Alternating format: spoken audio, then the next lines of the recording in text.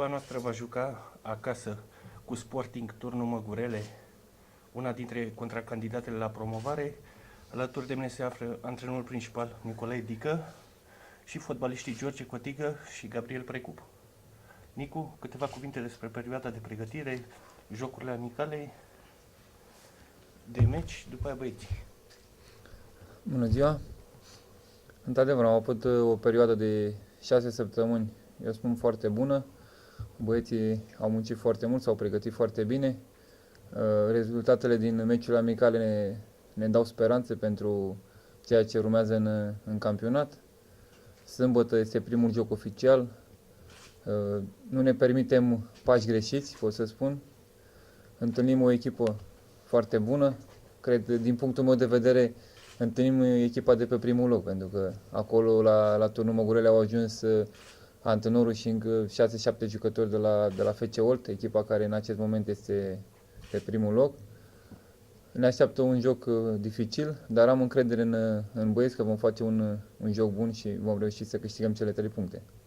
E o perioadă bună, să zicem, aceasta cu jocurile amicale, chiar dacă se spune că ele nu contează, dar e totuși de moral faptul că ați avut o perioadă fără înfrângeri.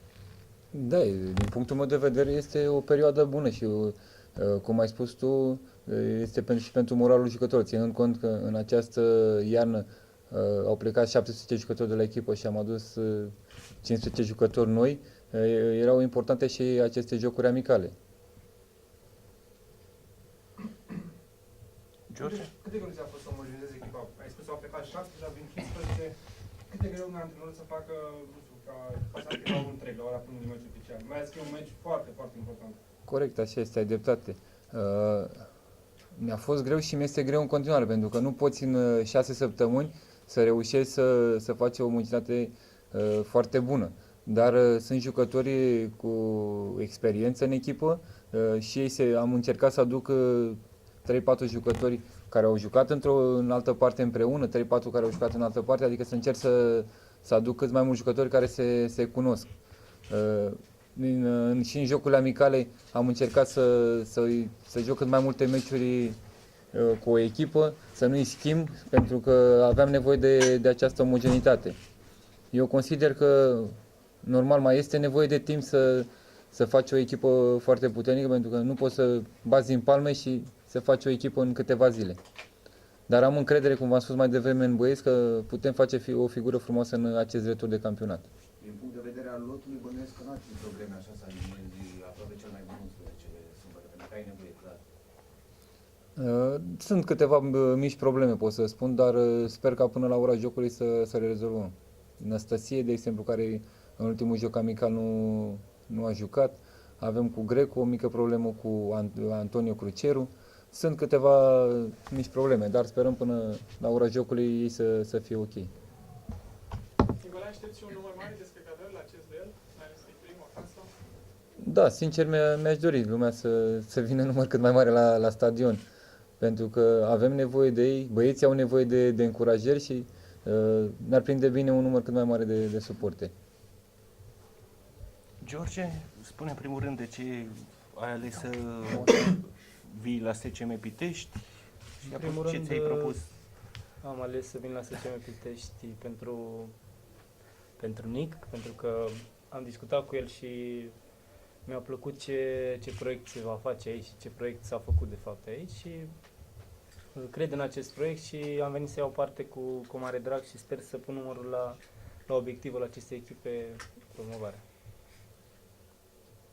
Gabi, tu vii de la o contracandidată a Piteștiului la promovare. Cum ți se pare echipa Piteștiului? Cum te-ai acomodat? Am mai jucat împotriva Piteștiului de atâtea ori, știu că este o echipă de tradiție a fotbalului românesc. Odată cu venirea domnului profesor am zis să știu ce emulație s-a creat aici la Pitești odată cu venirea dumnealui și sper, cum a zis și George, să pun și eu umărul la obiectivele clubului. Să câștigăm fiecare meci, să luăm pas cu pas și să ajungem acolo unde clubul își dorește. Gabi, tu cum vezi meciul de sâmbătă? Pentru că, practic, întâlnești, veți întâlni foarte mulți colegi care au avut la Slatina. Cum se face jocul cu Turnul Măgurele? Recitați un pic... Vă întâlni, Gabi. Eu știu. Gabi, Da, cred că de la Ochila, probabil. Da. Să știți că întâlnim o echipă foarte bună și domnul profesor Oprescu a ales, cum a zis și Nick mai devreme, omogenitatea. A ales să aducă foarte mulți jucători de la o echipă care era deja omogenă, echipa de pe primul loc. Dar cred că doresc, datorită muncii noastre din această perioadă de pregătire, să câștigăm, să ne arătăm adevărata valoare pe un teren acasă și cu cât mai mulți spectatori să câștigăm. Alte întrebări despre meci? Nicolae, decât turnul Gurele sau aveți și câmpul lungul să este învățat pentru promovare? Eu am mai Ar fi și afirmațiu? Da, eu am mai spus-o, în afară de noi care am anunțat că ne dorim promovarea, cred că și Câmpul Lung, și Afumați, și Voluntari. În afară de și Turnul Măgurele, sunt echipele care trag la promovare. Voluntari chiar este o echipă cu jucători de Liga 1, din ce știu eu, pentru că sunt mulți jucători pe care ei au vrut să-i dea afară de la prima echipă, i-au trimis la echipa a doua și am înțeles că au obiectiv promovarea. Mai știi ceva? S-a vorbit de valoarea brandului? Ai avut discuții cu Niconiuțe? Mă refer la viceprimar, la... Da, într-adevăr, la discuția pe care am avut cu domnul vice, dânsul mi-a spus că dorește să cumpere brandul Sigla, palmaresul, tot ce ține de Fechargi. Eu unul sper să fac acest lucru cât mai repede, pentru că orașul Pitești are nevoie de echipa veche Fechargi, cum ți-a spune, echipa unde am jucat și eu, și ar fi bine pentru toată lumea și pentru suporteri, pentru întreg orașul, ca primăria să reușească să cumpere echipa. Deci acum și de Steaua, pentru că vor juca două meciuri cu Dinamo mâine seară și duminică. Ce așezi la aceste două partide, mai ales că în prima parte a campionatului a fost implicat în mod direct? Acolo. Bine, voi acolo n-au câștigat băieții în prima parte a stagiunii. Da, este un derby, cum știți și voi, vor fi două meciuri echilibrate din punctul meu de vedere. Dinamo trece printr-o perioadă bună în acest moment, dar Steaua consider că au jucători de mare valoare în loc, jucători cu experiență, și eu cred că vor reuși să-și revină după ultimele două jocuri în care nu au reușit să câștige. Important este să avem două meciuri frumoase cu goluri multe. Care e cea mai frumoasă amintirea ta de la un meci cu Dinamo? Că i-am multe, că am marcat multe goluri contra lor. Și când jucam la Fechargi și când jucam la Steaua. Dar e una mai deosebită, nu știu, finala cupei de la Brașov, poate, în 2 minute. Și finala cupei, și am avut un moment în care treceam printr-o perioadă de 6 jocuri în care nu marcasem și era o problemă pentru mine.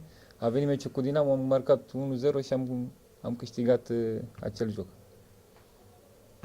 În 2005, nu? Da, cu Walter Zenga antrenor. Bravo, te-ți aduce aminte. Alte întrebări? Dacă nu mai sunt, vă mulțumim pentru prezent.